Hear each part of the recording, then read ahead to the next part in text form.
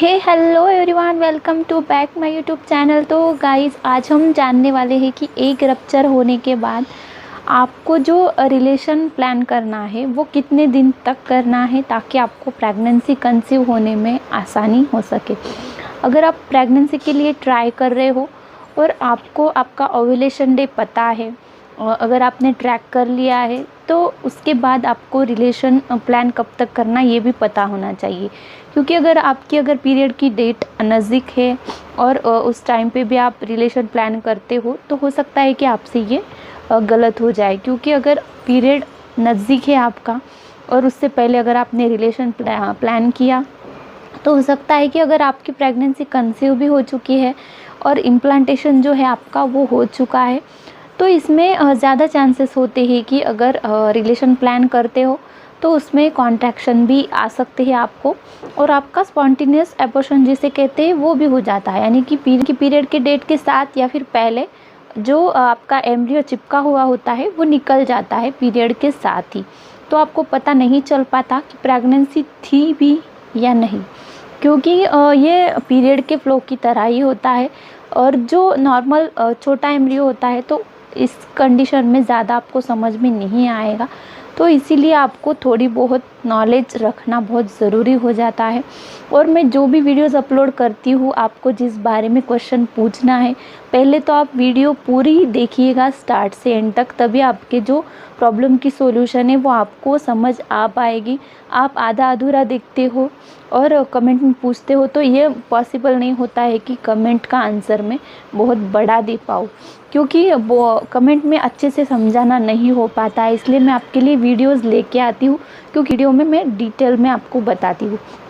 तो देखिए, अगर आपका पीरियड ख़त्म हो चुका है तो 10 से लेके 16 डेज़ तक आपका ओव्यूलेशन कभी भी हो सकता है। तो ये तो आपको पता है इतना कि इस टाइम पे आपको ध्यान रखना है कि ओव्यूलेशन किस तरीके से ट्रैक करना है, ठीक है। अब ओव्यूलेशन आपका हो चुका है, यानी कि अब एग आपका रप्चर हो चुका है, तो वहीं पे आपको रिलेशन प्लान करना स्टार्ट करना चाहिए। रिलेशन आपको अल्टरनेट डे भी आप कर सकते हैं या फिर डेली बेसिस पे भी कर सकते हैं, ये आपके ऊपर डिपेंड करता है। तो इस तरीके से आपको 10 डेज़ तक कंटिन्यू रिलेशन प्लान करना है, उसके बाद में आपको स्टॉप कर देना है। ज़्यादा हो सके अगर आपका पीरियड का जो टाइमिंग होता है वो ज़्यादा दिन का है, यानी कि पीरियड आपका 35 डेज़ का है, 45 डेज़ का है, तो इसमें आप जो रिलेशन प्लान करते हैं वो 12 से 15 दिन तक भी कर सकते हैं एग रप्चर होने के बाद। उसके बाद से आपको रिलेशन स्टॉप करने हैं, बिल्कुल रिलेशन प्लान नहीं करना है। और जो इम्प्लांटेशन सक्सेस होने के लिए जो मैं टिप्स बताती हूँ वीडियोस में, उन टिप्स को बाद में फॉलो करना है। पहले ओव्यूलेशन टिप्स को फॉलो करना है, उसके बाद में एग रप्चर होने के बाद रिलेशन कब तक रखना है आपको, ये वीडियो उसको फॉलो करना है। और उसके बाद से जो आपका इम्प्लांटेशन टाइमिंग होता है सक्सेस होने का, प्रेगनेंसी टेस्ट जब तक आप नहीं करते, पॉजिटिव या निगेटिव जब तक आपको कंफर्मेशन नहीं होता, तब तक आप इम्प्लांटेशन सक्सेस होने के लिए जो भी टिप्स बताती हूँ उनको फॉलो करना है। तो ये नंबर वाइज आपको मैं बता दे रही हूँ अभी कि आपको किस टाइम पे किस वीडियोस को देखना चाहिए, ठीक है। तो इस तरीके से अगर आपका 10 या फिर 15 डेज़ तक आपके पीरियड के डेट के अकॉर्डिंग ही आप रिलेशन प्लान कर सकते हैं। लेकिन पीरियड की डेट अगर आपकी नज़दीक है, उसके 5 से 6 दिन पहले से आपको रिलेशन बिल्कुल स्टॉप करना है, वहाँ पे रिलेशन नहीं रखना है, क्योंकि इम्प्लांटेशन कहीं ना कहीं आपका फेल भी हो सकता है।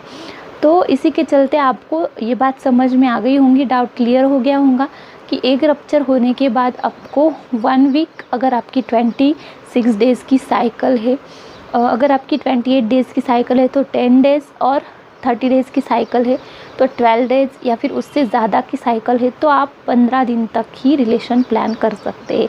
इससे ज़्यादा आपको नहीं करना है, क्योंकि ये आपकी प्रेगनेंसी कहीं ना कहीं डिस्टर्ब कर सकता है। तो वीडियो अच्छी लगी होंगी तो लाइक करना है, शेयर भी करना है, साथ में प्यारा सा कमेंट भी कर देना है कि मेरा इन्फॉर्मेशन आपको हेल्पफुल लगा। चैनल को जल्दी से सब्सक्राइब भी कर देना है, ताकि आपके सारे क्वेश्चंस को लेकर मैं वीडियो अपलोड करती हूँ।